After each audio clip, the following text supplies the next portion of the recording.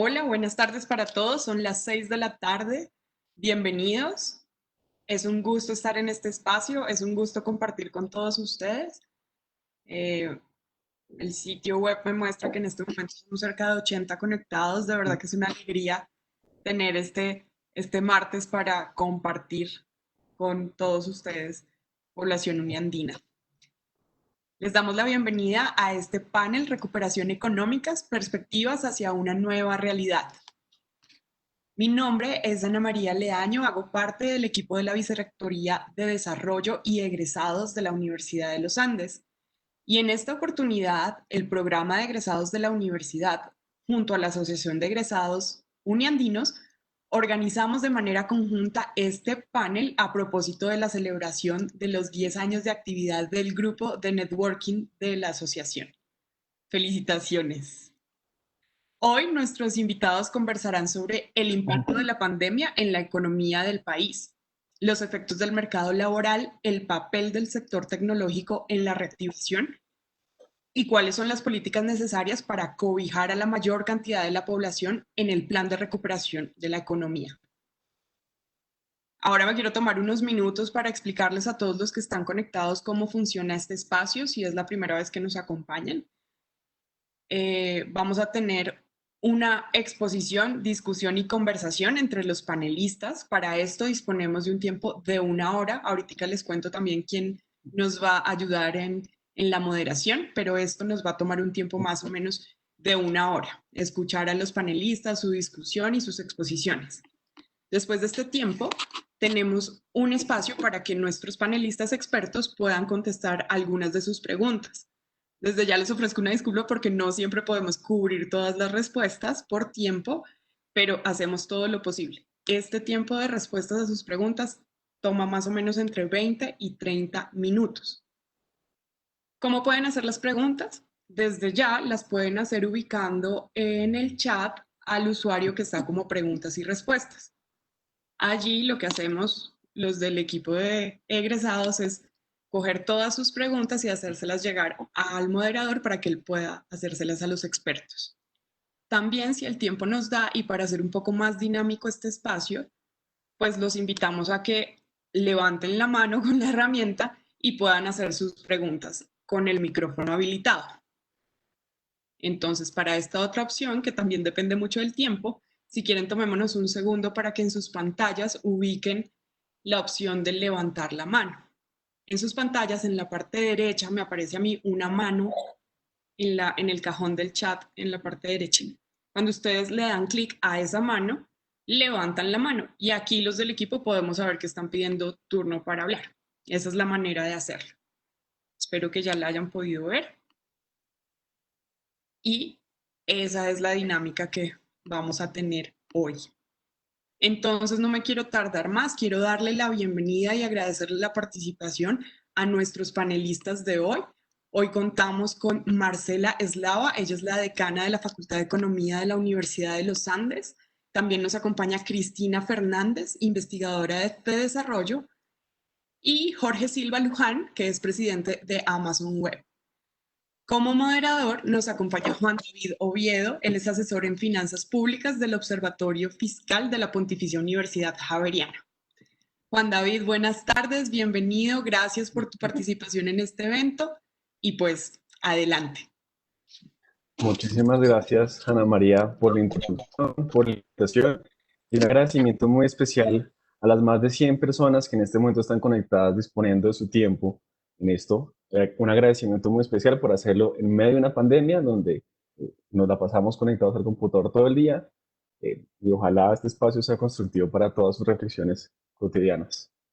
Yo soy Juan David Oviedo, trabajo en el Observatorio Fiscal de la Universidad Javeriana, en donde hacemos seguimiento y veeduría al manejo de los recursos públicos del país. Recientemente estamos trabajando en el seguimiento de los recursos empleados por el Gobierno Nacional para atender la pandemia a través del Fondo de Mitigación de Emergencias y también le hemos hecho seguimiento a los debates del Presupuesto General de la Nación, recientemente aprobado por parte del Congreso de la República. Me gustaría compartirle a los espectadores de este espacio que en la primera etapa de la conversación entre los panelistas se va a dividir en dos partes. Inicialmente tendremos una pregunta focalizada para cada uno de los expertos, con base en su experiencia, y seguidamente tendremos un espacio de dos preguntas compartidas para los tres expertos. Finalmente tendremos el espacio de preguntas.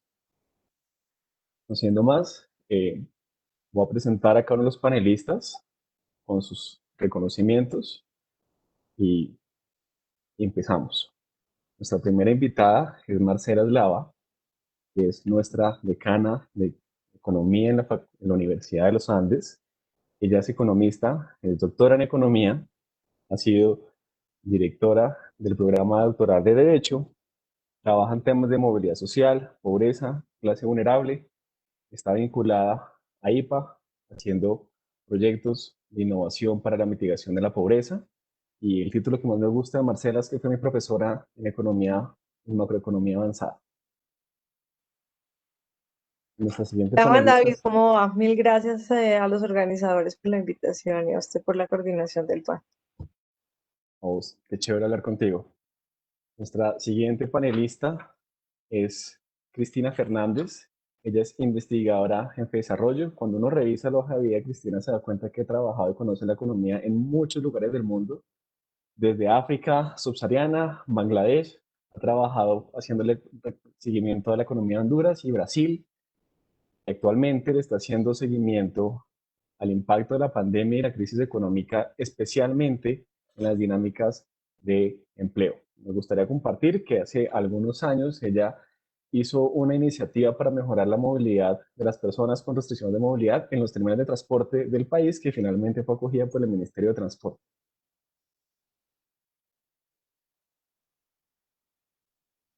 Buenos días, Juan. Muchas gracias por la invitación. Estoy muy contenta de estar acá. Y finalmente, nuestro tercer participante es Jorge Silva. Es ingeniero, tiene un MBA, es coach, ha trabajado en Amazon y en Microsoft. Y me gustaría compartir dos datos curiosos.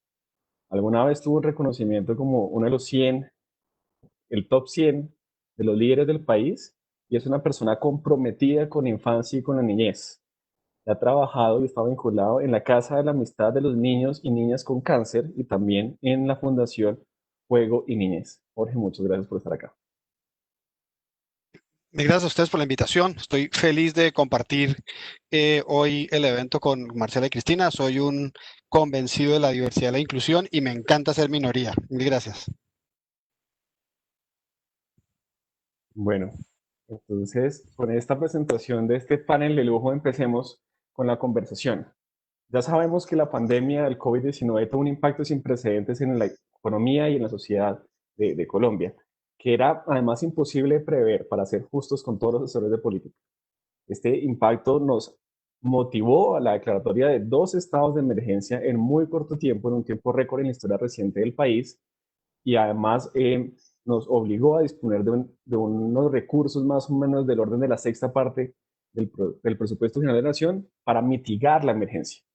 Hasta el último informe publicado por la página del Ministerio de Hacienda se han comprometido 5.5 billones de pesos, de los cuales se han ejecutado en este momento 11 billones de pesos, principalmente en programas de apoyo a la nómina, adaptaciones, en las necesidades que necesitamos en materia de salud pública en los hospitales y subsidios directos a la población más vulnerable del país.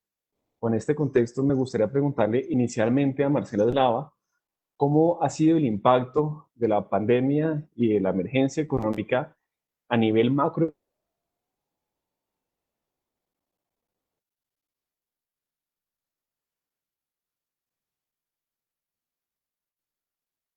Juan, le cuento que se me cortó justo cuando estaba haciendo la pregunta, pero creo que le entendí y entonces, si no, usted después me redirecciona. Tal vez empiezo por decir que yo he estado en estos meses enfocada en hacerle seguimiento especialmente al tema social, en términos de los efectos de la pandemia. Y ese es claramente, me parece a mí, el tema que más nos debe preocupar.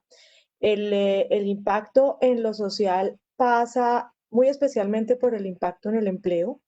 De ese ya hemos visto una muy profunda afectación, una pérdida de alrededor más de 5 millones de empleos en el segundo trimestre de este año comparado con el anterior. Y agosto afortunadamente empieza a mostrar alguna mejoría, pero aunque el empleo en agosto empieza a mostrar alguna mejoría, el indicador de actividad económica no lo hace par y paso, lo cual le deja a uno algo de incertidumbre sobre que esa recuperación que se ve sea sostenible y robusta. Una dificultad adicional que no es tan visible para todos es que además de las pérdidas de empleo, hemos observado caídas del ingreso incluso en las familias en las cuales el empleo no se ha perdido, porque una fracción muy, muy importante de las personas que sí permanecen empleadas reportan una reducción muy importante, a veces del 100% de las horas que estaban trabajando. Eso incluye personas, por ejemplo, que tienen sus contratos vivos pero suspendidos, es decir, su empleador está pagándoles la seguridad social pero no les está generando ningún ingreso. Y además una muy importante fracción de personas que han visto que el número de horas que trabajan, aunque sí trabajan algunas horas, se reduce. Y la mayoría de esas en la encuesta de hogares le atribuye esa reducción a que la actividad económica en su empleador se ha venido disminuyendo. Así es que la afectación sobre la generación de ingresos es multidimensional, enorme en el tema de pérdidas de empleos, pero también muy grande en la caída de ingresos, aún para los que sí permanecen ocupados. Y a eso se le suman, a los empleados de esas dos categorías, se les suman los cuentapropistas, quienes también están reportando caídas muy importantes de ingresos. A mí, por ejemplo, un conjunto de cifras que me parece muy preocupante es la que uno ve reflejada en la distribución del ingreso como un todo. Si uno pinta la distribución del ingreso del 2019, del segundo trimestre y luego la misma del segundo trimestre del 2020, ya observamos en la distribución del ingreso cómo ésta se está moviendo hacia la izquierda. Por ejemplo, la proporción de hogares que reportaron cero ingresos laborales en esos periodos pasó de 1% a 10%. Y la de aquellos que reportaron que sus ingresos laborales cayeron por debajo de un salario mínimo, que eso más o menos se aproxima a la línea de pobreza, aumentó en ese periodo de 34% a 48%. Ahora, como ya dije, hay una recuperación del empleo en esa, ya para agosto, así es que uno esperaría y ojalá ese impacto, digamos, sobre social que uno ve en la distribución del ingreso no sea particularmente o tan gravemente sostenida, pero algo de eso permanecerá y al final la vamos a ver en lo que tal vez más nos preocupa, que es un incremento de la pobreza. Entonces, digamos, la afectación en general no, es difícil pensar en unos números más grandes. La pregunta hacia adelante más importante, diría yo, tiene que ver con la persistencia del efecto del empleo y por lo tanto sobre la distribución del ingreso, tanto en el sentido de qué tan lenta va a ser la recuperación del empleo, como en el sentido de qué se le va a sumar a esto, incluso en el largo plazo si pensamos en afectaciones que se van a derivar de lo que ya hemos visto suceder sobre la educación, en particular sobre la educación de los más vulnerables, de los niños en la ruralidad, por ejemplo, y en los segmentos que no tienen acceso a esas formas de educación virtual que, aunque imperfecta, digamos, de alguna manera han venido sustituyendo los otros elementos.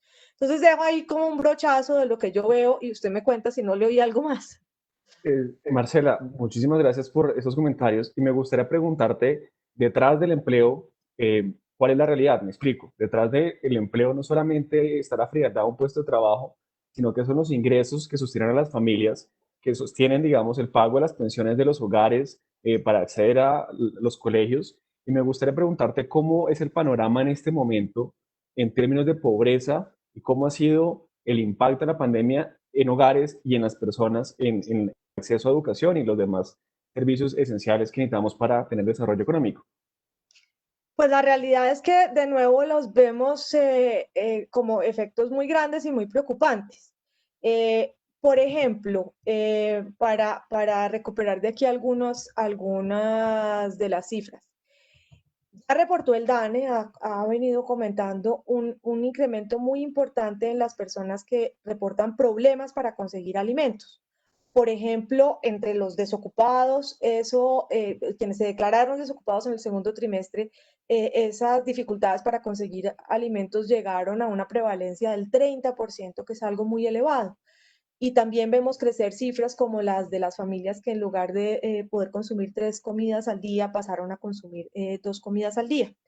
Vemos reportes de 35%, por ejemplo, en la falla para pagar facturas y deudas entre los desocupados y de casi 30% incluso en los ocupados, porque para ellos, aún estando ocupados, la reducción de ingresos ha sido muy importante. 40% de las personas reportaron que eso pasó.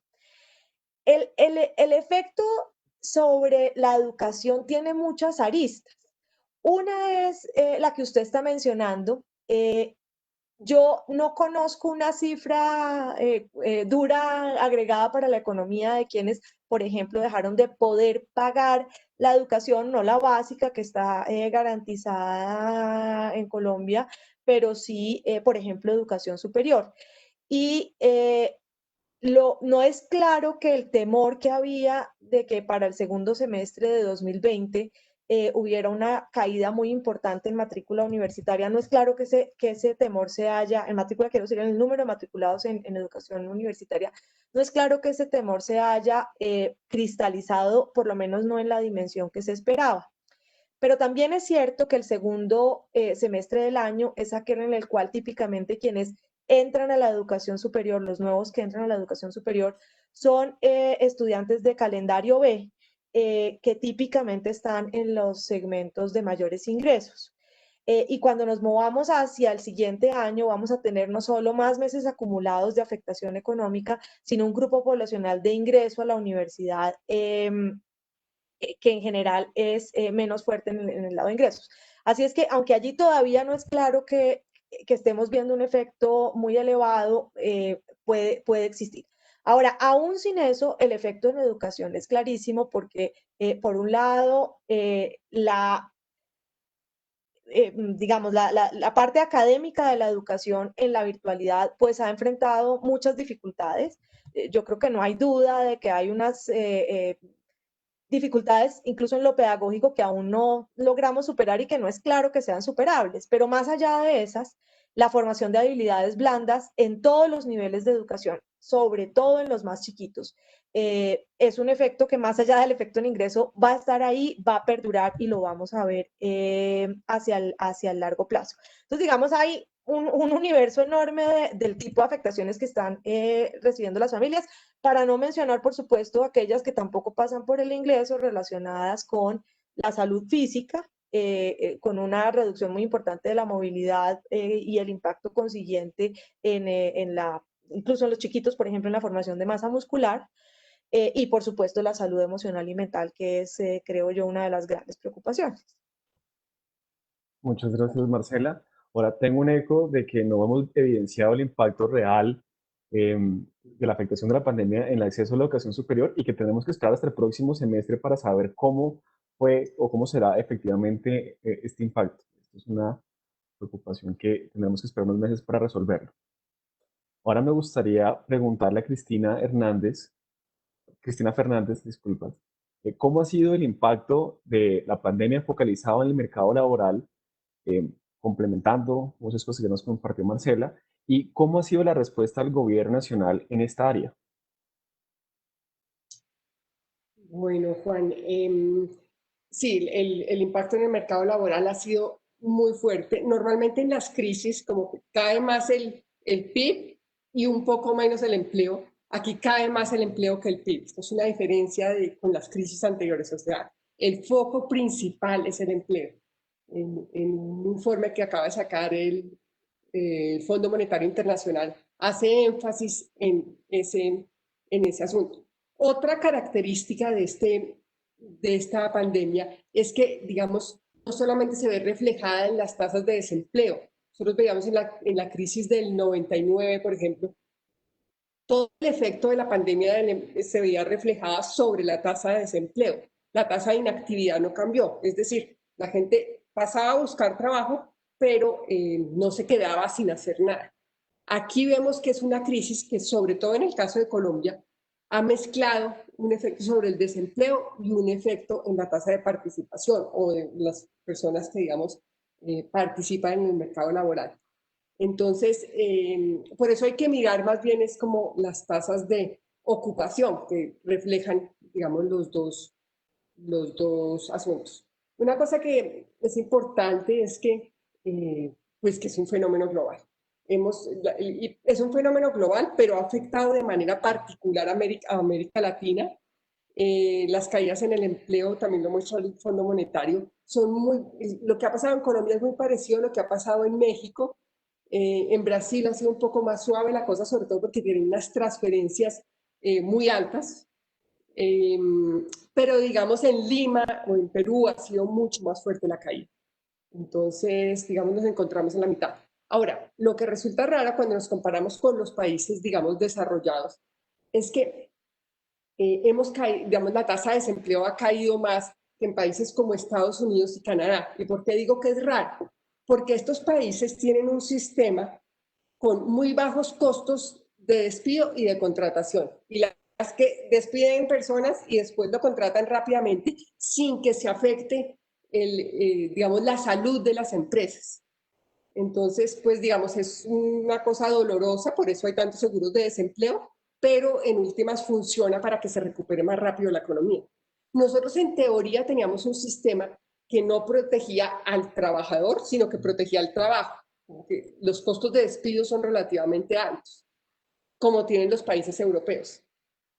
Pero tenemos esos altos costos de despido, digamos, ese paquete de protección al trabajo es costoso, pero nuestras tasas de desempleo cayeron muchísimo más. En los países europeos pues han caído 1.3, 1%, y pues no es comparable con lo que ha pasado en Colombia. Entonces hay algo que no está funcionando bien ahí y yo creo que eso lo tenemos que analizar con detalle. Una de las razones por las cuales de pronto se pudo haber visto más afectado el trabajo en América Latina en general que en el resto del mundo es la gran participación que existe del trabajo informal. Nosotros vemos que los trabajadores informales en el mes de mayo, que es cuando se empiezan a mover, estaban en un 65% de lo que estaban en el 2019, versus los trabajadores formales que estaban en un 84%. Entonces, cayó mucho más el trabajo informal que el trabajo formal.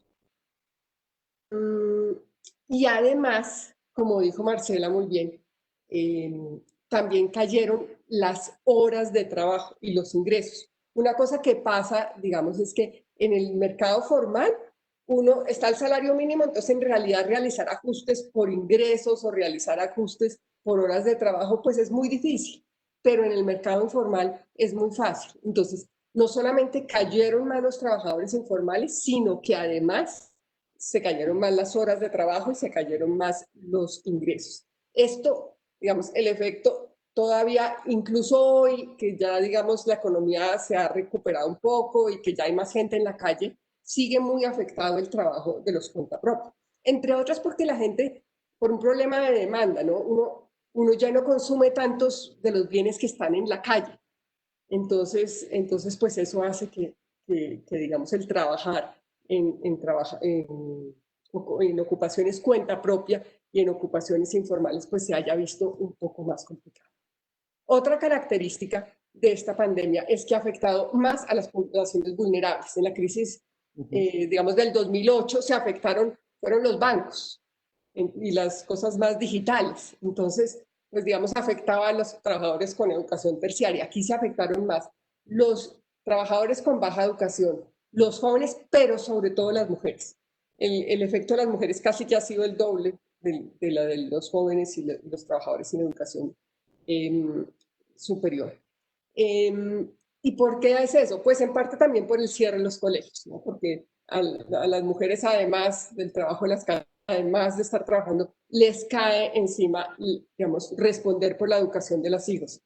y uno cómo hace para trabajar si tiene 2 niños en la casa. Entonces se vuelve muy complicado y habría que tener un sistema de economía del cuidado que respondiera a eso. En algunos países tienen subsidios para las personas que se quedan sin trabajo y tienen hijos en edad escolar, pero bueno, eso sería algo costoso.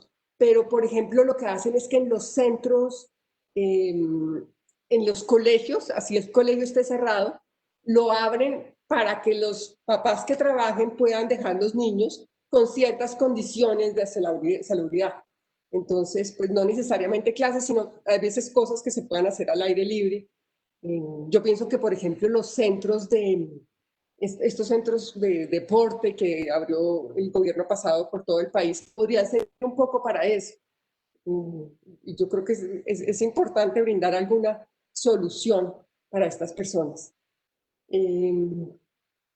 Yo creo que otra característica de los digamos, ya digamos al nivel de ocupaciones, es que los trabajos, digamos, que son necesarios para la pandemia, como por ejemplo los supermercados, como por ejemplo la salud, como por ejemplo los mensajeros, digamos, han aumentado su participación en el total del empleo.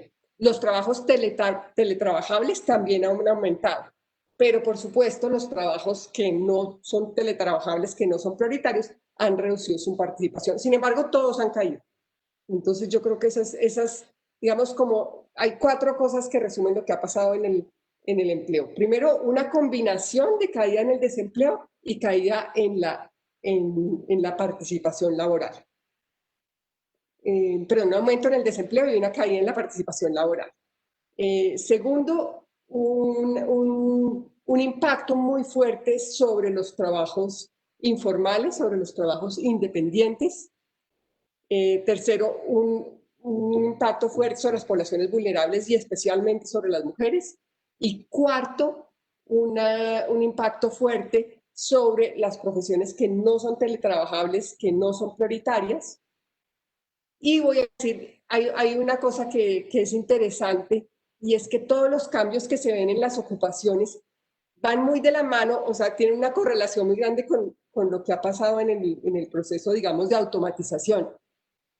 Y eso nos puede dar una señal. El proceso de automatización es que las tareas que son, digamos, unas tareas de educación media, son fácilmente reemplazables por las máquinas, tienden a reducirse. Y, digamos, hay cierta evidencia de que eso ha pasado en el mercado colombiano.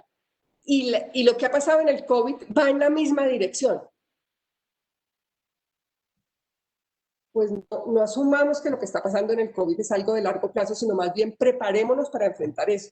Por ejemplo, con más capacitación precisamente para poder hacer trabajos que no se acaben con esa automatización.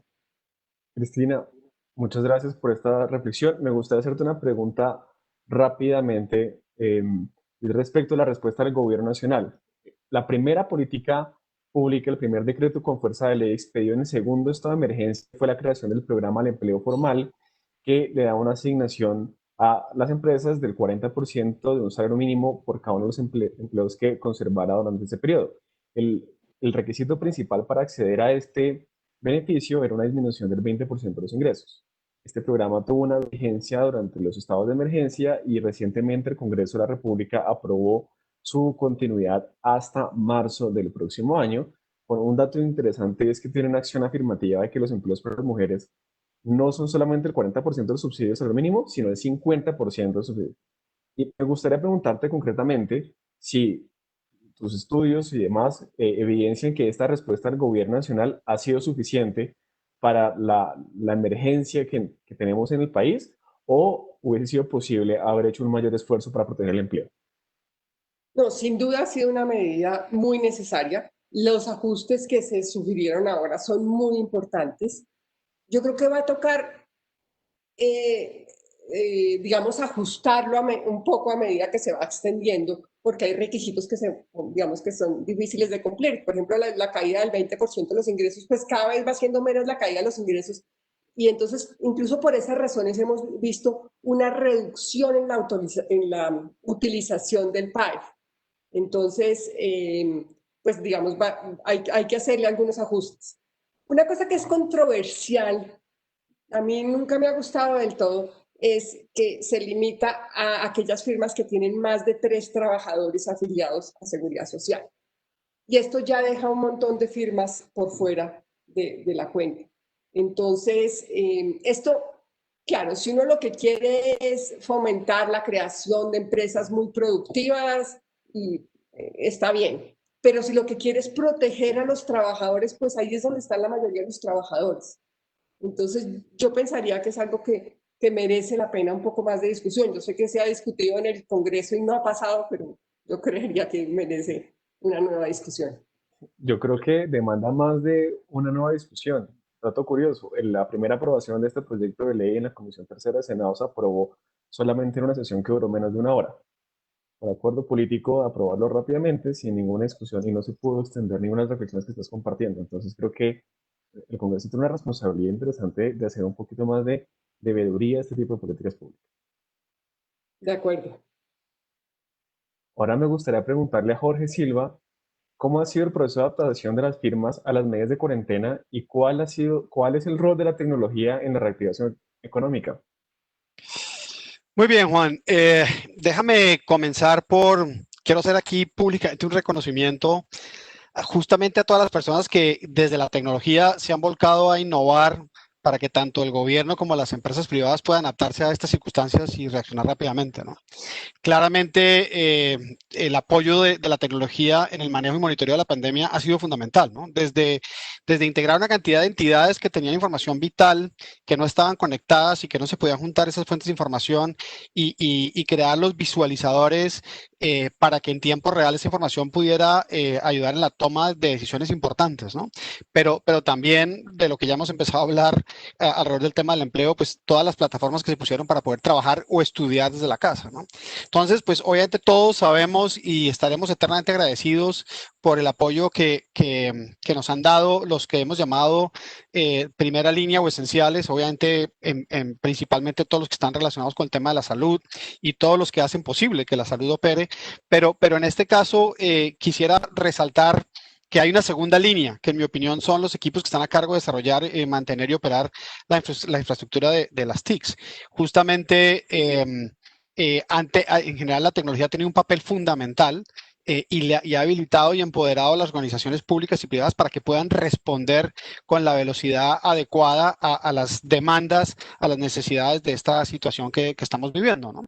Desde el punto de vista de la industria, hay algo que creo que beneficia mucho al país y es que justamente porque era imperativo que se adoptara la tecnología en mayor medida y sobre todo la computación en la nube, porque aquí el tema era de tiempo de reacción. Acá no podíamos esperar a que se comprara un servidor o que se montara un centro de cómputo. Aquí había que reaccionar inmediatamente. En esta crisis los tiempos se encogieron y había que reaccionar inmediatamente. Por lo tanto, en la mayoría de los casos la respuesta fue la nube, ¿no? Por ejemplo, montar una plataforma para que el Ministerio de Educación pudiera garantizar la educación en línea a alrededor de 9 millones de estudiantes con 350,000 docentes, pues eso no había otra forma de hacerlo, ¿no? Entonces, digo que esto nos va a ayudar en el futuro porque desde la industria lo que vemos es que nos hemos ahorrado como entre 3 y 5 años de evangelización sobre los beneficios de adopción de la nube y ha quedado claro que ya no había objeciones válidas en la adopción de la nube y de mayor tecnología de la transformación digital. Lo que realmente faltaba, que no estaba permitiendo que esto avanzara más rápido, era pues la falta de capacidades en las organizaciones, falta que ya pues Marcela y Cristina lo han estado mencionando, no existían necesariamente las capacidades necesarias dentro de las entidades, dentro de las organizaciones para dar estos pasos. Por lo tanto, habernos metido al agua, porque no teníamos opción, lo que está logrando es que en el futuro cercano, y sobre todo porque Colombia tiene un entorno de hacer negocios en tecnología con unas políticas claras alrededor de ese tema que hace que esto pueda funcionar y hacernos más competitivos en el futuro. La forma como se adaptaron los distintos sectores, pues es un poco diferente. Todos, obviamente, echaron mano a la tecnología. En el sector público, por ejemplo, vimos la urgente necesidad de montar plataformas de educación a distancia y va más allá. Recientemente pudimos ver cómo el ICFES hacía algo que me pareció extraordinario, porque no solamente la educación a distancia, que ya de por sí es un gran reto, sino que también había que darle continuidad a las pruebas de estado, etcétera. Y en septiembre el ICFES logró satisfactoriamente, obviamente no sin aprendizajes, siempre hay aprendizajes, pero en general con gran satisfacción, unos muy buenos resultados, hacer las pruebas en línea, remotamente, con un sistema de vigilancia remota que permite asegurarse que el estudiante que está del otro lado está presentando el examen todo el tiempo. Se toman unas muestras cada 30 segundos para garantizar que no hay nada extraño en el ambiente donde la está desarrollando, etcétera, pero fue satisfactorio y funcionó muy bien. Entonces, educación a distancia y esa capacidad, ese aprendizaje va a servir porque durante un tiempo todavía tendremos que seguir utilizando la educación en línea, o bien porque estamos todos estudiando en la casa o porque la densidad de estudiantes que puede estar en las universidades probablemente va a tener restricciones y entonces va a haber que hacer los exámenes desde la casa, ¿no? Lo otro ya lo mencioné un poco, que muy importante fue la integración de fuentes de datos, ¿no?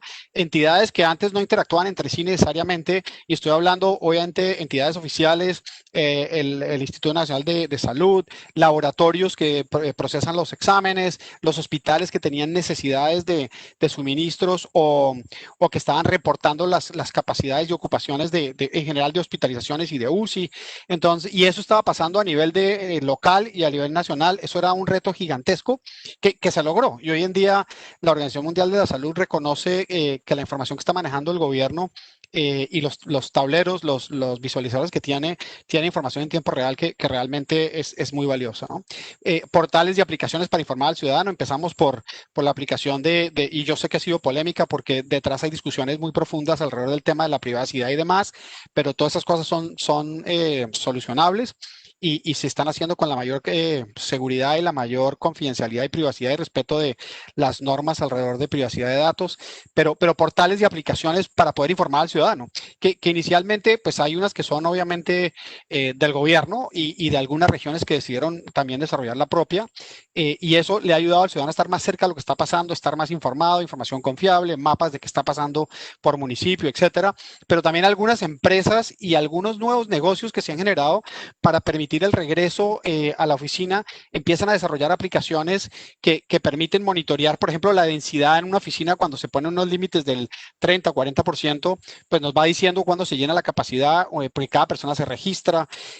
Hay un pasaporte que puede ser un pasaporte de salud que garantice que la persona pues se ha hecho un examen hace no sé cuántas horas o se reservan salas y se garantiza que la ocupación de la sala no es más de la capacidad permitida, etcétera. Otra área donde hemos ayudado a muchísimos gobiernos, no solo Colombia, sino de la región, es en la generación de mecanismos de control y sistemas de distribución de apoyos en especie o en dinero. Y eso lo hemos hecho en Perú, en Colombia, en Panamá. Por ejemplo, en Panamá se logró que la misma identificación del ciudadano se convirtiera en una especie de cuenta de ahorro inmediata y solo con la cédula, con la identificación, podían hacer uso de los recursos que fueron depositados ahí.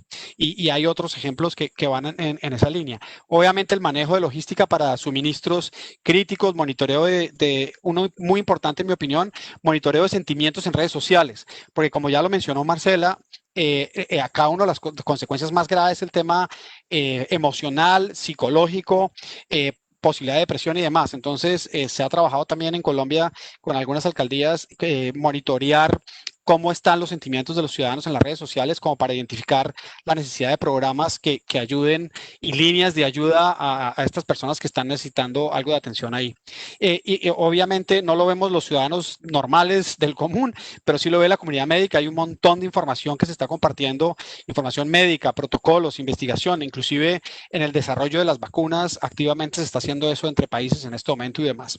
Y en el sector privado, pues obviamente también hay educación en línea en las universidades y colegios privados. Telemedicina ha sido fundamental porque no solamente sirve como una especie de triage para lo que tiene que ver con COVID-19 sin desplazamientos y remoto, sino que además hay una gran cantidad de necesidades insatisfechas de la salud y de la medicina normal en situación de no pandemia que no están siendo atendidas debidamente y por lo tanto esta explosión de la telemedicina ha funcionado bien para manejar eso. obviamente el reto es gigante, pero ha funcionado y eso es algo que son aprendizajes que podemos utilizar después para poder llegar en nuestro país a zonas rurales donde los especialistas no llegan, etcétera. Esto ha sido a la fuerza, pero ha sido una gran prueba de que esto sí puede funcionar. El trabajo desde casa es tal vez una de las respuestas más importantes. Muchas empresas a nivel corporativas, globales, a nivel mundial ya están diciendo que extenderán esto ya de por vida, la posibilidad de trabajar desde la casa y obviamente será una decisión del trabajador, pero está habilitada la posibilidad de que lo haga o parcialmente, un 50% de su tiempo o totalmente. En el caso de la empresa en la que yo estoy, hemos extendido el trabajo desde casa hasta junio del próximo año, esperando entender y aprender más cómo evoluciona esto, pero también ha sido una prueba fundamental, demostrando que lo que han encontrado las empresas es que hay una muchísima mayor productividad. La productividad ha aumentado, claro, hay temas que hay que manejar, hay temas hasta de ergonomía, por decirlo de alguna manera, pero que no se pueden desatender y también de exceso de trabajo porque las personas se están sentando a trabajar a las 7 de la mañana y están terminando a las 10, 11 de la noche, pero las empresas lo que han visto es una gran productividad y su esfuerzo ha sido justamente asegurarse que las personas descansen, que las personas se tomen su tiempo, que estén bien apoyadas y atendidas, ¿no? Y por el lado de los negocios, ya para terminar, los negocios se han ido adaptando para operar, ¿no? Y una de las cosas que yo creo que también nos puede servir muchísimo en el futuro para seguir, porque realmente no estamos donde deberíamos estar, es el tema del comercio electrónico. Los domicilios y los restaurantes y el comercio en general han tenido que dispararse a desarrollar esas capacidades de comercio electrónico en plataformas ya existentes o a través de redes sociales y otras cosas, despliegues nuevos. Los restaurantes se adaptaron y empezaron a cocinar y a hacer domicilios o que las personas fueran a recoger las cosas allá, etcétera, ¿no? Y también están apareciendo nuevos modelos de negocio y hay cosas que la tecnología está haciendo también para ayudar en el manejo del virus, como por ejemplo existe el monitoreo electrónico, obviamente temperaturas. Yo entro a la oficina, estoy abriendo de nuevo las oficinas, la gente entra y permanentemente hay monitoreo de temperaturas, pues sin necesidad de tomar la temperatura, pero hay las máquinas que la están monitoreando y hay ya tecnologías que están permitiendo, por ejemplo, poner una alarma cuando el distanciamiento, porque detecta a las personas en las zonas de tráfico y mide la distancia que hay pues les pone un círculo alrededor que está amarillo, verde o rojo y cuando dos personas están a una distancia menor de la debida, pues suena una alarma para que las personas reaccionen y cosas de ese estilo y veremos muchísimas otras cosas más desde la tecnología, ¿no? Entonces, eso ha sido un poco lo que hemos visto que han hecho las empresas para básicamente, pues, para adaptarse a la situación, ¿no?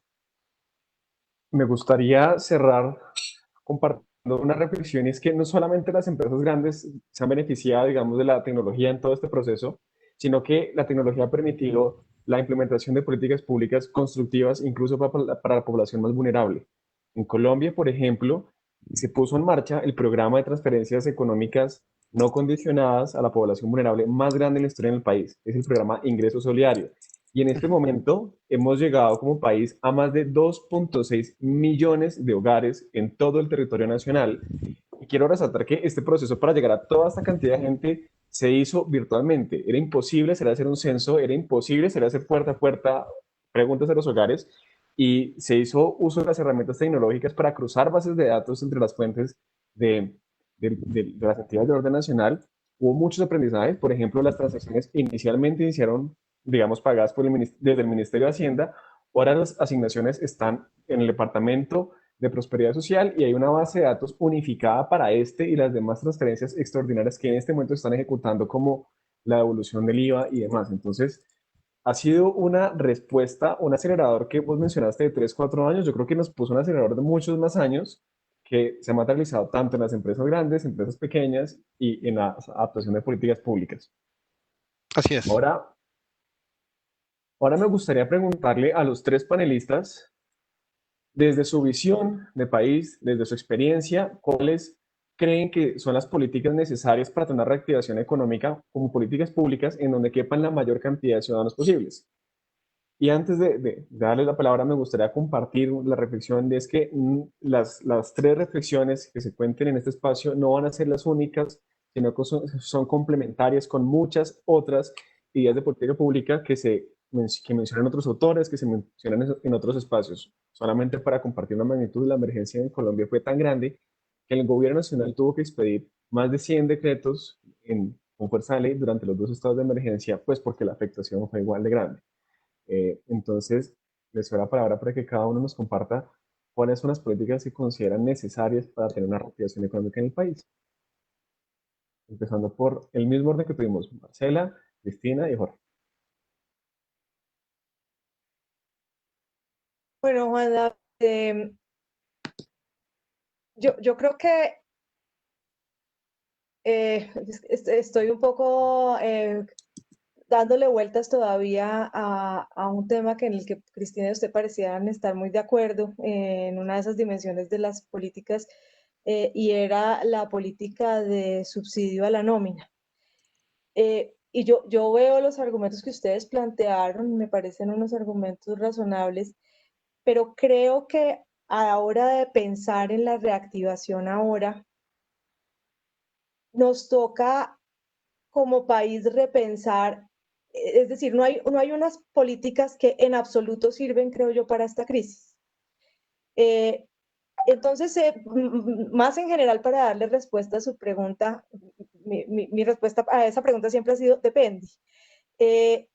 Ahora que ya estamos en un depende que no es con cierres generalizados, y las empresas que no están alcanzando esa reactivación y que no están funcionando y no están reactivando el empleo, no es porque no pueden, porque físicamente se les prohíbe operar y porque físicamente a su demanda se le prohíbe demandar, que es un poco lo que nos pasaba en el confinamiento, aun cuando ya se habían permitido algunas actividades productivas, pero la población masivamente seguía sin poderse movilizar. Creo que en ese nuevo escenario hay algunos de esos elementos que hay que empezar a reevaluar. Entonces, pongo como ejemplo el tema del subsidio a la nómina, pero más en general, creo que no cualquier gasto del Estado que en principio tiene un efecto bueno es el mejor uso de los recursos. Usted está en el Observatorio Fiscal, ustedes todos los días nos recuerdan la tarea de decir, esto no es, gastemos en todo lo que sea bueno, esto es con los recursos escasos que tenemos, ¿dónde mejor los ponemos, cierto? Y entonces en ese mundo, la pregunta, creo yo, fundamental para dónde gastamos es dónde vamos a tener unos impactos que puedan ser duraderos en el largo plazo a la luz de la nueva circunstancia que hoy en día sigue generando una crisis con la finalización de los cierres generalizados y con el valle que por el momento estamos pasando ya con algunos signos preocupantes, digamos. No se trata ya de simplemente suplir lo que en esencia el gobierno apagó cuando prohibió la finalización, pero el hecho de que seguimos en una circunstancia difícil revela que es que la crisis no solamente se debía a eso, sino que además tiene una serie de elementos muy importantes atados tanto a la situación externa y las dificultades globales, como a la incertidumbre, el miedo, las decisiones mismas de las personas de no demandar lo usual, gastar lo usual, además, por supuesto, de lo que se deriva ya de la pérdida de empleo. Eso es muy importante porque empieza a revelar qué es y qué no es sostenible en el largo plazo. Entonces, por ejemplo, por largo plazo quiero decir de aquí a que logremos volver a despegar. Entonces, existe ya la pregunta de si hay algunas cosas que no van a ser viables y si lo que tiene sentido, por ejemplo, pensemos en los que no van a ser viables en un plazo razonable. ¿Será que el mejor uso del recurso público que va a necesitarse desesperadamente para impulsar, por ejemplo, la demanda, es efectivamente mantener vinculadas a las personas en todas las empresas que podamos? ¿O será que el mejor uso del recurso público es pensar cuáles de esas van a efectiva y realistamente poder estar aquí en 6 meses, en un año y medio? Y cuáles no, y más bien para esos que realmente no va a poder suceder y por tanto los recursos públicos no van a alcanzar a simplemente mantener de manera artificial esas empresas funcionando. ¿Cómo no será mejor de pronto en ese mundo ya proveer algunos seguros de desempleo para aquellos sectores, por ejemplo, en los que no es sostenible seguir manteniendo vivas esas nóminas y ayudas de reentrenamiento para una readaptación de esas personas o reentrenamiento o cosas como las que mencionaba Jorge, reconversión hacia lo que sí va a ser factible? Entonces, yo le diría, creo que lo más triste y complejo de esto es que tiene que empezar, infortunadamente, pero tiene que ser así por un chequeo de realidad. ¿Qué es, para dónde es que podemos ir ahora que estamos entendiendo que hay un pedacito de la crisis que seguramente va a empezar a manejarse distinto, que era el confinamiento y el cierre de empresas? Pero hay algunos que van a permanecer y no es claro hasta dónde y hasta cuándo van a permanecer. Entonces, si el horizonte, como parece ser en este momento, es todavía de esa incertidumbre, lentitud para demandar y demás, por varios meses, de pronto más de un año.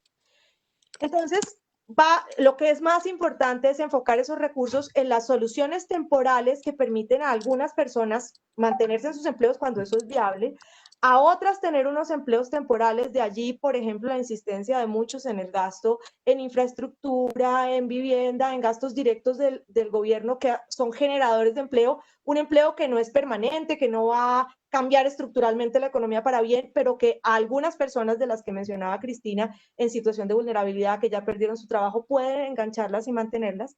Y la inversión de unos recursos y sobre todo de una serie de medidas para transformar la economía o permitir más bien habilitar algunas transformaciones que en este momento son muy complejas. Esas tienen que ver con las regulaciones laborales que no permiten la transformación hacia ciertos tipos de trabajo que van a ser más viables ahora, incluyendo los de tiempos parciales, incluyendo los que van a tener un muy importante componente de teletrabajo con unas normas que no están totalmente adaptadas para ello. Eso va a incluir cambios en las regulaciones de mercado. Yo siempre pienso en, por ejemplo, en el sector salud y en el sector educación, donde tanto de las licencias, por ejemplo, de financiamiento, están atadas a las condiciones físicas del local, y en los restaurantes lo mismo, las condiciones físicas del local para poder atender las personas, el número de baños que hay, una cantidad de cosas que son muy onerosas para las empresas, que no se han modificado, pero que ya no responden a las realidades y por un cierto tiempo no van a responder a las realidades. Entonces creo que ciertamente hay un espacio muy importante para el gasto público, pero no podemos simplemente pensar que el gobierno va a estar girando y girando y girando para mantener artificialmente viva una economía, pues que efectivamente necesita cuidados intensivos, pero no todas no vamos a poder mantenerla en el mismo estado de siempre a punta de ventilador, que es un poco lo que estas medidas implican en este momento. Y entonces creo que el énfasis muy importante va a tener que estar en la generación de esas condiciones habilitantes. Y estoy completamente de acuerdo contigo con que el examen de las políticas públicas tiene que pasar por el juicio realmente del impacto.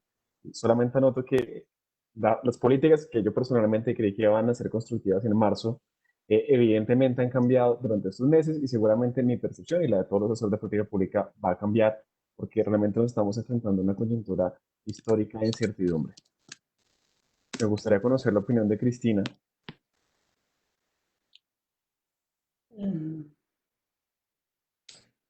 Hola, sí, no estoy tan... Bueno, sí, estoy totalmente de acuerdo que hay... Ah, perdón. Estoy totalmente de acuerdo que hay que analizar qué políticas sí y qué políticas no. Ahora, hay que tener en cuenta que las empresas grandes pues tienen un poco de acceso al sector financiero. Las empresas más pequeñas no tienen acceso al sector financiero. Pero estoy de acuerdo, hay que analizarlo. Por ejemplo, a mí la ayuda, porque como tú dices, en el PAEF se le da un mayor impulso a las mujeres, pero también se le da un mayor impulso a los sectores más afectados. Y con eso no sé si estoy de acuerdo, un poco en el sentido de lo que dice Marcela. ¿Por qué? Porque financiar ahora peluquerías, restaurantes, hoteles, cuando no se sabe si en el largo plazo esto va a funcionar o no, creo que vale la pena analizar. Entonces, estoy de acuerdo y estoy de acuerdo que el PAEF hay que pensarlo como algo, digamos, transitorio. Sin embargo, pues también evitar las pérdidas de trabajo formal es muy importante. El trabajo asalariado se demora mucho en recuperarse y si uno, digamos, les puede dar una pequeña ayuda a las empresas para que no desvinculen, pues yo creo que es muy importante, o para que contraten, que es una cosa nueva que tiene el PAEF, también muy importante. Entonces, pues yo creo que en este caso se justifican los subsidios, pero pues hay que analizarlo más en detalle. Yo creo que, o sea, como ya respondiendo un poco a la pregunta de qué políticas hay que hacer, yo creo que hay como 5 tipos de políticas. Uno, los cambios de emergencia que, digamos, ya se han hecho, como el PAEF, como las políticas de generación de empleo de emergencia en infraestructura, etc. También algunos cambios puntuales. Es el momento para hacer algunos ajustes que se pueden hacer. Se han sugerido, digamos, hacer algunos ajustes nuevos a los impuestos a la nómina. A mí me parece que, por ejemplo, el piso mínimo de protección social llega muy oportunamente porque con o sea, el 50% de la informalidad que tenemos en Colombia son personas que tienen menos de un salario mínimo y ni siquiera tienen una opción más o menos, digamos, razonable financieramente para cotizar. Les toca cotizar como si tuvieran un salario mínimo, que es una cosa tremendamente regresiva. Entonces, pues es algo que es un cambio que yo creo que es importante. Pero también es el momento de pensar en cambios estructurales y pues me concentro en el mercado laboral, pues que es mi fuerte, cambios más estructurales como el sistema de protección social. O sea, hasta qué punto no tenemos que pensar si debemos movernos, como les decía, un sistema como el de Estados Unidos o Canadá, o mejor aún como el de Dinamarca, en que es muy fácil, digamos, vincular y desvincular empleados, y más bien se tiene un seguro de desempleo fuerte, y más bien se tiene una capacitación fuerte cuando las personas quedan cesantes, y digamos, en ese sentido es algo que se ajusta más, no solamente, pues digamos, a la circunstancia actual, sino también a los tipos de trabajo que vienen. Y conecto un poquito con lo que Jorge estaba diciendo. Yo creo que los cambios en la tecnología están para quedarse, y eso implica, los cambios en tecnología implican un trabajo más flexible, y hay que darle espacio a este trabajo más flexible.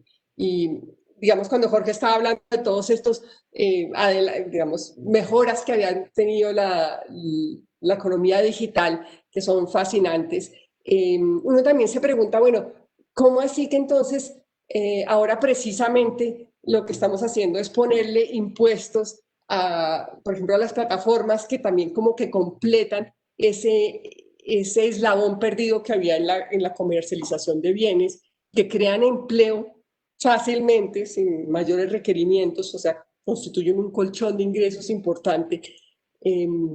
Como que estamos un poco mi abuelo decía, es que en este país el que se levanta lo jalan de la levita. Y es un poco eso, o sea, la idea de ponerle impuestos a los sectores que le está yendo bien y subsidiar los sectores que le está yendo mal, tiene que ser reevaluada, y como decía Marcela, hay que entender que estamos en una nueva realidad, y hay que capacitarnos y hay que entrenarnos para adaptarnos a esa nueva realidad. Muchas gracias, Cristina. Celebro montones la mención de los seguros de desempleo y la protección al cesante, porque en Colombia, de hecho, en el estado de emergencia se han transferido algunos recursos para la protección de la población cesante, pero por la forma en la que fue construida la política pública, fueron, digamos, planeadas sobre la marcha, sobre el estado de emergencia.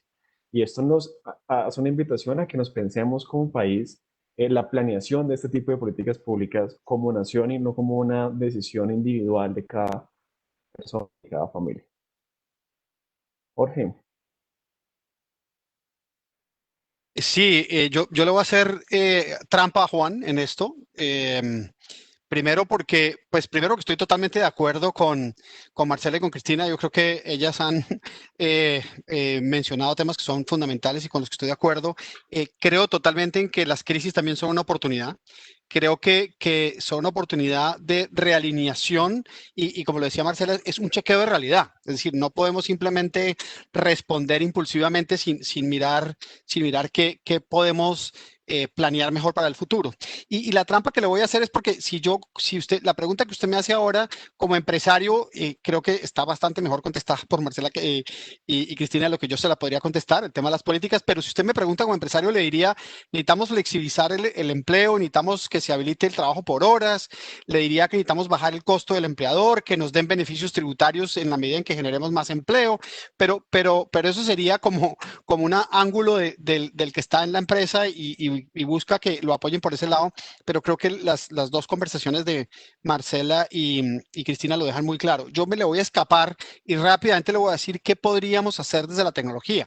En ambos casos se mencionó la importancia del reentrenamiento, del reskilling. Yo creo que el reentrenamiento no solamente es una necesidad por lo que nos está pasando, lo era ya desde hace mucho tiempo con todo lo que está pasando en la evolución del mercado laboral en el mundo y con la transformación digital. O sea, y en general el mercado laboral, me atrevo a decir, las competencias que hoy en día se están buscando no son las mismas que se buscaban antes, tampoco están aspirando los jóvenes a hacer carreras de 5 o más años para después después de esa inversión salir a buscar un empleo.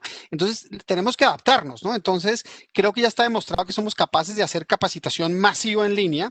Ahora lo que hay que hacer es hacerla más pertinente a lo que estamos enfrentando. Y eso combinado, por ejemplo, con modelos de inteligencia artificial que nos ayuden a unir la oferta con la demanda de empleo. Particularmente esto lo estamos conversando con la Consejería Presidencial para el tema de equidad en temas de mujer, y es cómo hacemos para que un algoritmo de inteligencia artificial pueda encontrar esos bolsillos de demanda de empleo que hay y cómo podemos juntarlos con inteligencia artificial con los skills que hay disponibles en las mujeres que no tienen empleo en este momento. Y eso nos permitiría ser mucho más eficientes en llenar esas vacantes, ¿no? Entonces, pero ya apoyándose en la tecnología para hacerlo. No ver la tecnología como la que está destruyendo el empleo, sino la que lo puede crear, ¿no?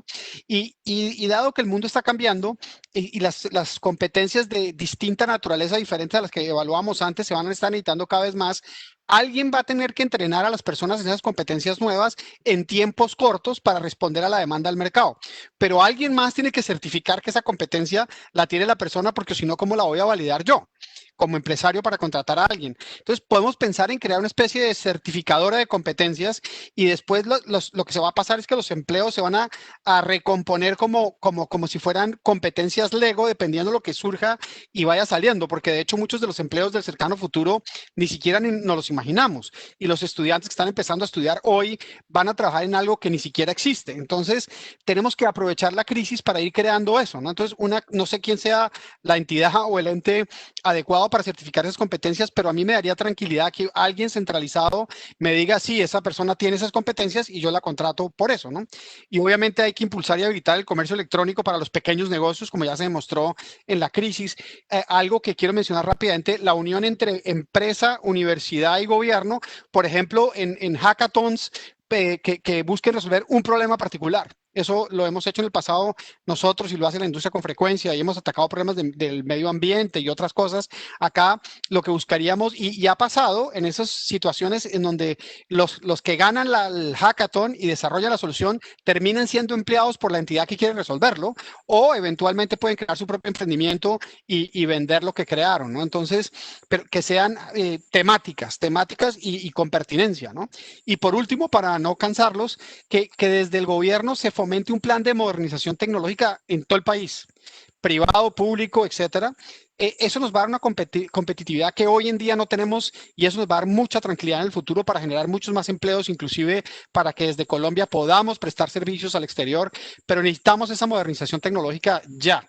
Y entonces esas políticas o esos incentivos podrían ir en esa dirección, ¿no? Y creo que eso sería súper importante. Y termino diciendo que hay oportunidades de buscar que mujeres, aplica para todos, pero en particular nos preocupa el desempleo tan alto que tenemos en mujeres hoy. Y esto es un caso real que estamos discutiendo ahora. ¿Qué pasa si nosotros tomamos esas mujeres que tienen que trabajar desde la casa porque están pendientes de sus hijos, pero que tienen unas habilidades que pueden ser bien recompensadas? Por ejemplo, hacen artesanías, por ejemplo, en La Guajira, las mochilas y demás. Lo que les falta es una infraestructura y una capacidad para comercializar eso y poderlo monetizar.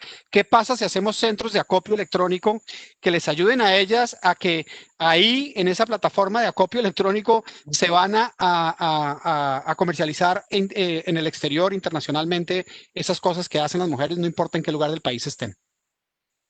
Muchas gracias por estas reflexiones. Muchas gracias por la trampita también.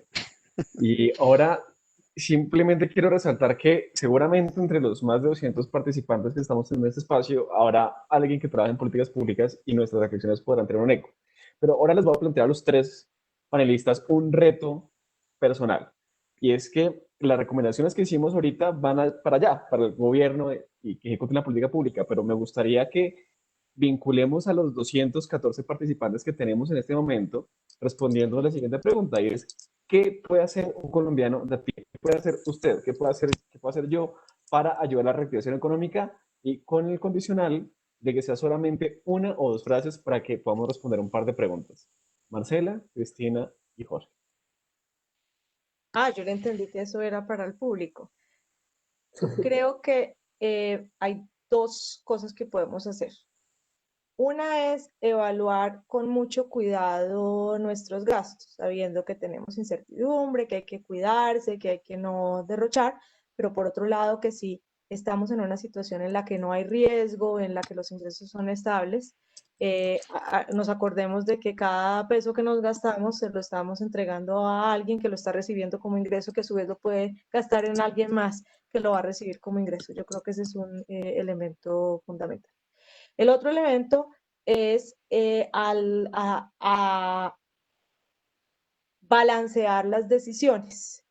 Creo que es muy importante que todos recordemos que nuestra vida es multidimensional, que nuestro bienestar es multidimensional, que depende de un montón de cosas, que estamos en medio de una emergencia de salud y todos tenemos responsabilidad individual y colectiva de cuidarnos, pero al mismo tiempo que hay todas las demás dimensiones de la vida y del futuro que también tenemos que tener en cuenta y tomar las decisiones más responsables posibles cara a la pandemia, recordando que también tenemos responsabilidad con nuestra salud mental, con el desarrollo de los niños, etcétera, etcétera.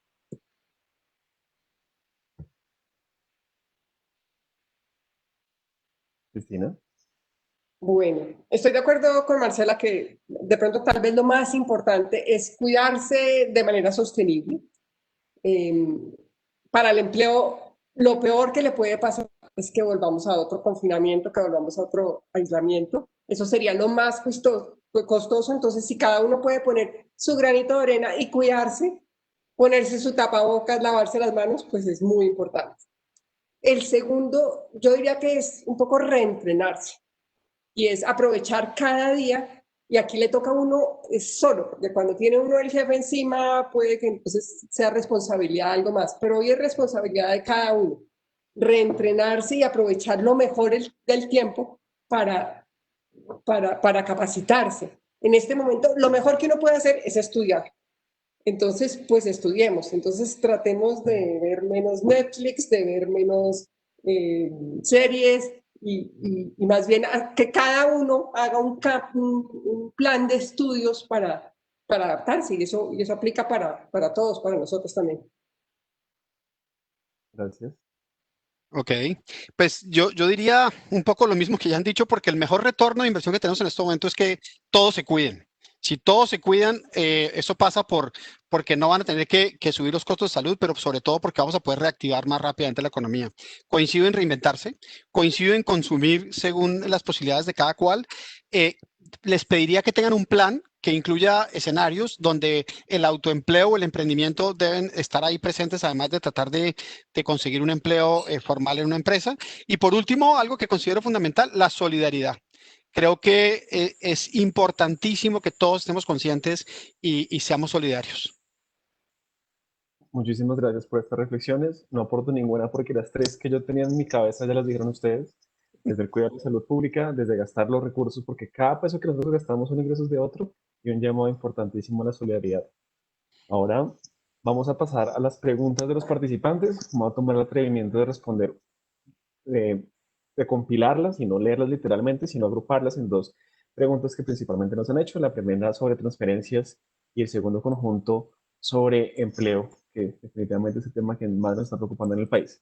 Nos preguntan sobre cómo garantizar que los mecanismos de transferencia se lleven a la población que realmente lo necesita. Y simplemente quisiera unificar los sistemas de transferencias solamente en el Departamento de Prosperidad Social. En este momento hay una base de datos maestra construida a partir de la información del CISBEN, en donde se compila y se toma las decisiones de política pública respecto al programa de ingreso solidario, devolución del IVA, las transferencias extraordinarias de Familias en Acción, Jóvenes en Acción y Colombia Mayor. Ahora bien, también me gustaría compartir que esos no son los únicos mecanismos de transferencias que en este momento son vigentes para la población más pobre y vulnerable. También se incluyen transferencias directas a los gestores culturales, a los artistas, a los reinsertados y a los campesinos. El gobierno nacional no ha incluido estas cuatro transferencias en el Departamento de Prosperidad Social, sino que están a cargo de cada una de las entidades, digamos, propias de esta población, con recursos principalmente propios de cada una de las entidades. La justificación por la cual no las ha incluido es porque son transferencias transitorias y no tienen, digamos, el carácter estructural de las demás. Comparto esta historia para también hacer veeduría de los recursos públicos. Y el siguiente grupo, más o menos, incluso el 70% de preguntas tienen que ver con la generación de empleo. Y en este momento, pues más allá de la coyuntura y los impactos que hemos visto fuerte en el empleo, se viene un debate muy importante que es la negociación del salario mínimo. Hace poco, esta mañana, si no estoy mal, algunas centrales sindicales propusieron un aumento de 15% en el salario mínimo, que es muy diciente, es muy fuerte, y ponen algunos empresarios contra la pared porque pues, no hay muchos ingresos a partir de los cuales se pueden pagar los salarios. Hay otras propuestas del pago por horas, de la contratación y la cotización a sistemas de seguridad social por incluso debajo del salario mínimo, como se aprobó en el Plan Nacional de Desarrollo a partir del piso mínimo de protección social. Y me gustaría cerrar este espacio con cuáles son sus reflexiones sobre, pues, propias de cómo hacemos para generar empleo. Es un reto que nos preocupa a todos. Marcela. Bueno, eso toca muchos ángulos. Déjenme tal vez concentrarme en cositas específicas y si alcanzamos damos otra rondita, pero para ir a un punto específico, por empezar, déjenme tocar el tema del salario mínimo, que yo creo que es el debate de la semana y que va a ser absolutamente fundamental. El salario mínimo es el salario que entre las personas que sí están ocupadas y que sí son formales recibe la mayoría de trabajadores. De tal manera que de ahí los argumentos que han esgrimido las centrales obreras para decir aquí hay un montón de gente que si recibiera más, tendría más para gastar y podría generar mayor demanda. Ese es el argumento que han postulado para sugerir que el salario mínimo suba de manera muy importante. Y ese es un argumento que tiene asidero, es un argumento, digamos, que genera un cierto valor de subir el salario mínimo. Infortunadamente, a ese se contraponen un montón de costos del salario mínimo con los que nos toca tener enorme cuidado. Yo le diría, mi respuesta corta en este momento es que no solo el salario mínimo no se puede subir 15%, sino que en mi opinión, de hecho, el salario mínimo no se puede subir por encima de la inflación y creo, de hecho, que es el momento para que la Corte Constitucional revalúe su sentencia de 2000 en la cual dijo que el salario mínimo no podía subir menos que la inflación. Entonces déjeme ato con por qué creo que a pesar de ese primer argumento uno no debe ser generoso con el salario y el aumento del salario mínimo en este año. El primer elemento es que esos ocupados formales son la minoría de los ocupados. Los ocupados que realmente son formales con todas las de la ley, incluyendo el último pasito que es cotizar incluso pensiones y que por tanto realmente están atados a todo y recibiendo el salario. La mayoría de personas, más del 60% en Colombia, lo estructural, peor aún hoy en día después de los efectos de empleo que mencionaba Cristina, no recibe ese salario mínimo, no está formalizado y entonces el incremento del salario mínimo no lo va a beneficiar. No solo no lo va a beneficiar, sino que va a hacer más compleja la recuperación de empleo formal de quienes lo perdieron y la formalización de quienes ya venían en la informalidad.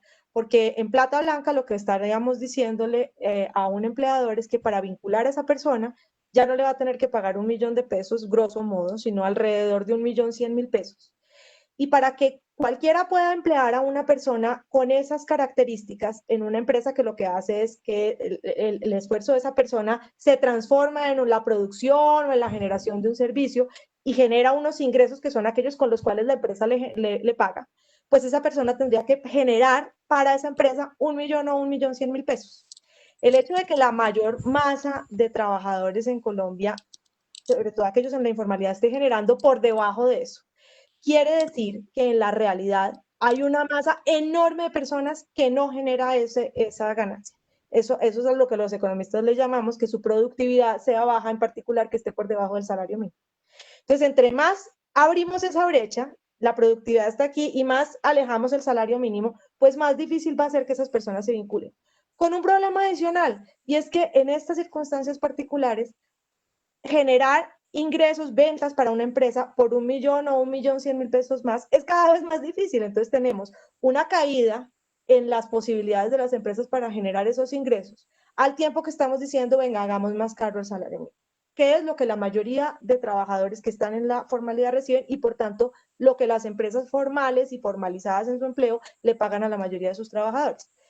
Entonces, los riesgos de hacer ese incremento tan marcado son enormes en el frente que más nos preocupa, en el del empleo y la formalidad. Harán más difícil la transición hacia la formalidad y harán más probable que aquel que ya está en la formalidad, y muchas de esas personas hoy en día en la formalidad, pero en la cuerda floja, transiten a la informalidad o transiten al desempleo. Entonces yo creo que este es un año en particular para repensar, para ser muy cuidadosos, para darnos cuenta de que a pesar de que sí, poner en las manos de esas pocas personas un poco más de ingresos sería maravilloso, el problema es que podemos aumentar la masa de personas que no están en esa condición. Decía que incluso hay que ir un pasito más lejos e invitar a la reflexión sobre si la sentencia de la Corte Constitucional del 2000 que ordena que el salario mínimo suba al menos la inflación aplica en este caso. Porque es que las consideraciones de la Corte Constitucional en ese momento pensaban en un escenario en el cual, en un escenario de tiempos normales, incluso aunque estábamos en los 2000 y había una crisis, pensar en una contracción del producto de 15% era una cosa absolutamente imposible y en cambio el escenario de inflación era 18 o 20%. Había que proteger ese poder adquisitivo, pero con un escenario de inflación de 2%. Y en cambio una contracción de 15, 16 o 17, como la que hemos visto ahora, que al final del año se acumulará alrededor, algún número entre 5 y 7 en las mejores previsiones. Realmente la situación no es la misma y no podemos pensar con la misma mentalidad de ese momento. Muchísimas gracias, Marcela. ¿Cristina? Bueno, impecable la argumentación de Marcela, no puedo estar más de acuerdo, porque ya no queda nada por decir en ese tema. ¿Cómo generar empleo?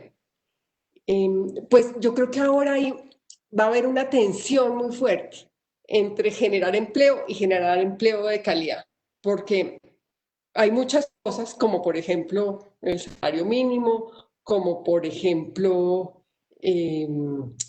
digamos, las restricciones a la operación de plataformas digitales, bueno, todo eso, que, digamos, apunta a generar un empleo de alta calidad.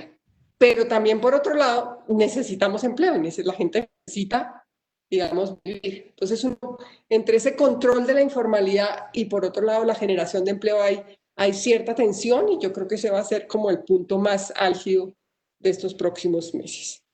En esa coyuntura, ¿en qué puede pensar?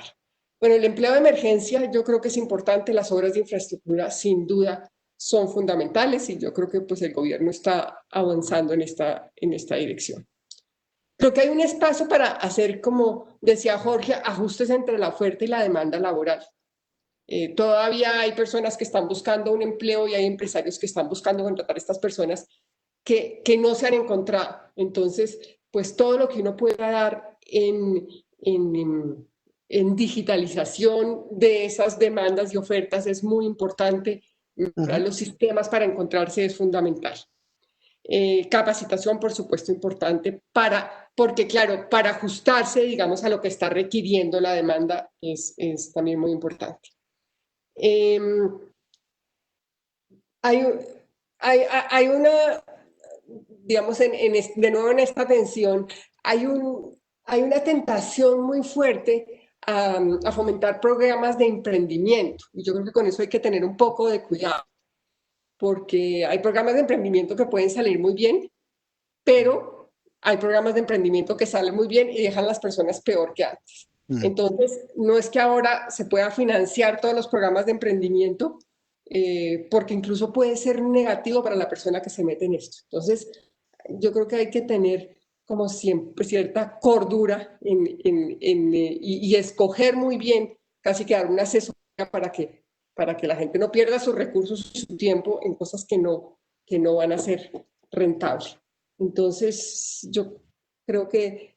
y otra cosa que yo creo que, digamos, estamos trabajando ahora en eso, es nuevas oportunidades de empleo, con todos estos teletrabajos y que la gente está aprendiendo a manejar, digamos, a trabajar en línea, se va a abrir la posibilidad del freelancing y hacer tareas, pues, digamos, que está contratando otras partes del mundo.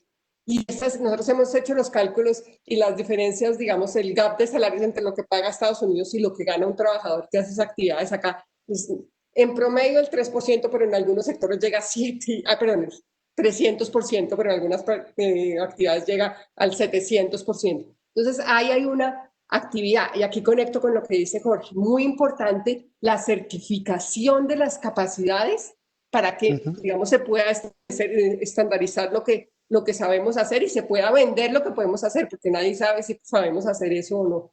Y una educación también un poco cultural, que ayude a la oferta, pues, digamos, que si uno está haciendo servicios para el mercado japonés o para el mercado de inglés o de Estados Unidos, pues sepa cómo funcionan y cómo son las reuniones de negocios y cómo se adapta mejor. Yo creo que eso es muy importante. Un empresario me decía rápidamente, un empresario me decía, estoy contratando a alguien de freelancing, tampoco es que sea tan barato, pero el señor me contesta desde la cama. Entonces, son cosas de cultura que es importante, digamos, también ajustar. Sí, sí, es verdad. ¿Quién no ha contestado un mensaje laboral desde la cama? Pero con el Zoom prendido, con el Zoom apagado. Apagado. Muy bien. Entonces, sigo yo, Juan.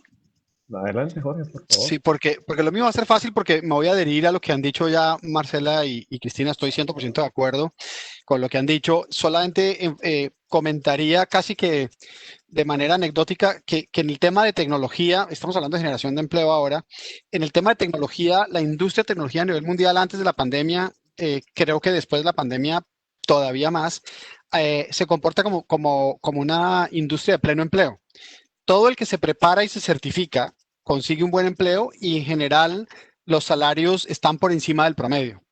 Entonces, obviamente, también quiero hacer énfasis en que en estas cosas, así como lo decíamos del emprendimiento, hay que tener cuidado con las expectativas, porque no es para todo el mundo, requiere trabajo, hay que certificarse, son meses de estudio, hay que tener unas bases en algunos casos que sean importantes de un muy buen bachillerato o de algo de universidad, etcétera, o educación media. Entonces, no es para todo el mundo, pero en el mundo se está viendo que el déficit que tenemos en la industria de tecnología es alrededor de 40 millones de personas. O sea, casi Colombia entera cabría en la industria de tecnología y hay escasez permanente. En Colombia, claramente en la red de distribuidores que nosotros tenemos permanentemente la conversación, una de las prioridades más grandes que tenemos es cómo hacemos para conseguir talento y retenerlo, porque como hay escasez, entonces se lo quitan entre ellos y se arma un problema muy grande ahí. Pero ¿cómo generamos más talento? Porque la demanda existe en el tema de tecnología y en la medida en que adoptamos más tecnología va a ser cada vez más importante. Entonces, la recomendación ahí, y no es para todos, es miremos en la tecnología como una industria que todavía está capturando una gran cantidad de posibilidades de empleo. Y para cerrar, que también me alineo con el tema de que hay que tener cuidado con las expectativas, muchos países han intentado convertirse en una especie de Silicon Valley. Y claro, eso genera la expectativa de que vamos a ser muy importantes y que vamos a generar muchísimo empleo. Y en el fondo, todos tenemos derecho a aspirar a eso y creo que si lo hacemos muy aterrizados y de manera, digamos, con con expectativas correctas y entendemos que no se trata de adquirir hardware o montar hardware, sino se trata es de talento y cultura. Talento y cultura es lo que necesitamos al final para ir moviéndonos en esa dirección de una economía digitalizada y que tenga la oferta tipo Silicon Valley de servicios de esa naturaleza. Entonces, si hay mucho que hacer para generar empleo en tecnología, hay que tener cuidado en no venderlo como que eso va a salvar el mundo. Es más pensando en los trabajos de mediano y largo plazo de la calidad correcta y hay que seguir generando empleos. No sé si técnicamente el término va a ser correcto, pero como diferenciar entre los oficios que necesitamos con urgencia para que la gente pueda sobrevivir y el empleo de calidad que necesitamos para el mediano y largo plazo. Muchísimas gracias a los tres panelistas por su reflexión. Creo que Marcela Eslava hizo una reflexión precisa de las dificultades de este tema y me gustaría traer a colación dos reflexiones más de dos profesores más que tuve la fortuna de tener en la maestría. Daniel Mejía decía insistentemente que las políticas públicas no se deben evaluar con base en intenciones, sino con base en resultados. Y lo menciono porque las personas que proponen aumentos grandes en la magnitud del salario mínimo claramente tienen buenas intenciones y claramente reflejan preocupaciones de las personas que están representando. Pero cuando uno contrasta cómo ha sido la evolución del salario mínimo en Colombia versus cómo ha sido el impacto real en la generación de empleo de este indicador, nos damos cuenta que nos toca reevaluar la política pública como la pensamos. Y la invitación de Marcela a la Corte Constitucional es muy constructiva. Y en segundo lugar, me gustaría traer otra reflexión de mi mentor, Juan Camilo Cárdenas, que él siempre hacía invitaciones a tener una visión colectiva. Y lo menciono porque en los debates del desempleo usualmente se ve como una confrontación entre sindicatos y empresarios. Y no creo que debería verse así. O sea, el mercado es un mecanismo de cooperación en donde toda la ciudadanía cabe. Y los empleados no son enemigos de los trabajadores ni al revés, sino que ambas personas tienen un vínculo, si tienen un vínculo, pues porque a ambos les conviene ese vínculo. Y en ese orden de ideas deberíamos tener una visión colectiva. Siguiendo con eso, me parece Juan David, pero importantísimo venga, contar. le meto la cucharada, porque ahí Adelante. la colectividad son los empleadores, los trabajadores y todo el resto de la fuerza laboral que no está en ninguno de los dos lados. Ya iba a contar precisamente eso, que esa fuerza laboral es muy importante y que pues, no tiene representación en los debates. El salario mínimo es una población muy importante, precisamente además porque es la población más vulnerable del país. Entonces, tenemos que incluirla en esta visión colectiva y en este debate. De acuerdo. Siendo las 7:27, me gustaría agradecer inmensamente a las 190 personas que todavía nos acompañan. Esperamos que haya sido un espacio constructivo y que hayamos acompañado una conversación amena su noche. Muchísimas gracias a los panelistas, a Marcela, a Jorge y a Cristina, de parte del programa de Unandinos, de egresados de Unandinos, y especialmente un agradecimiento al equipo de egresados, que son Diana, Ana María, Janet y Nicolás, que son las personas que están detrás de las pantallas, haciendo toda la logística para que esta conversación sea posible. Eh, Antes de despedirnos y la despedida con los panelistas, me gustaría compartir a los participantes que en el chat de la plataforma hay un link para que por favor lo diligencien llenando los comentarios sobre este panel, pues para que sean constructivos para los demás eventos que tendrá el capítulo de egresados unendidos. Muchísimas gracias. Hasta luego y gracias. Gracias, Juan David, mil gracias a Uniandinos en general y al capítulo de egresados de economía, que son realmente muy activos y generan unas actividades muy interesantes, súper enriquecedoras y sobre todo muy útiles para la generación de una comunidad de egresados de la Facultad de Economía que realmente es cada vez más vibrante. Muchas Ok. gracias, Juan. Disfruté mucho la conversación. Gracias.